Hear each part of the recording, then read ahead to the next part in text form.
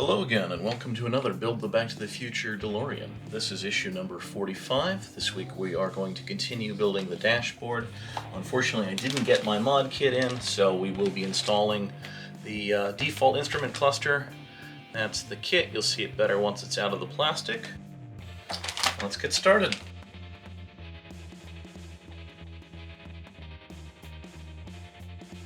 Okay, in the kit we have the instrument panel holder. This has also got the little digital speedometer on top. We have the backlight for the instrument panel and the panel cluster itself. Now this is better than the old ones. The old ones had the DMC logo upside down. Oop, dropped it. But problem is the back of this is all white, bleeds through, and also all the gauges are just kind of set randomly for no particular reason. When the digital speedometer lights up, it says 88, but the regular speedometer doesn't match it. We've also got this little piece of plastic and some screws and one of those little wire clips. So we got FP and AP screws and one little wire clip. So let's get this started. I also have the remains of the dashboard from last week to install this all too. So we start off with those little black plastic pieces and this cover. Just got to unwrap this.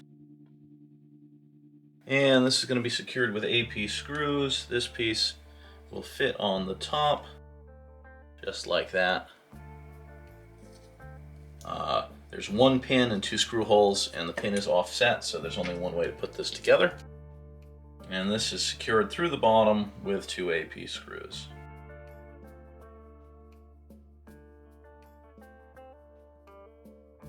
Okay, so that's together. Next step is to fit the backlight in. The backlight has two different wires on it. I guess it lights up in two different zones. I'm not sure. I haven't seen this lit up. So you gotta straighten the two wires out, at least enough to be able to fit them through things. And this is going to fit in with obviously the lights forward and the wires to the back inside this. This just sort of slips in. So it just fits in just like that with the wires out the bottom. So now these go, I have to keep this separate. The wire from the speedometer does not go through this, but the other two from the backlight fit through the hole in the dashboard. And it's all gonna sandwich together like that.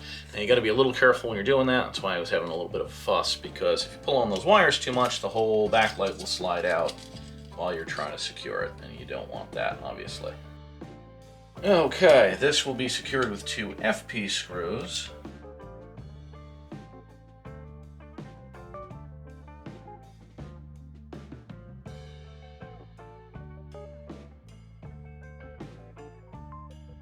Okay, so those two screws are here on the underside, and that's holding that all together. So we've got the wire from the speedometer out the back, and the wires from the dash underneath threaded through. That's where the little wire clip comes in to try to secure these. I believe it's going to be secured with that last AP screw. These wires are going to route sort of towards the passenger side. There's one of these kind of typical post and screw hole setups.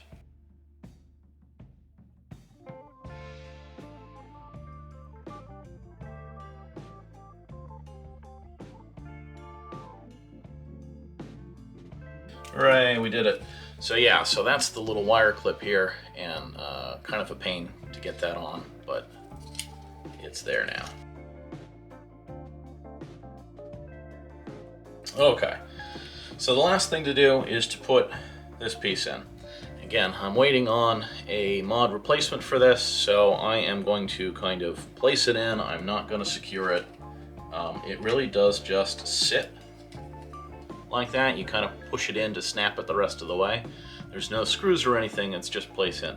The mod kit They say it's not that hard. You get a little pin and you just pop that out. I'm going to leave it loose because I know I don't need to install it.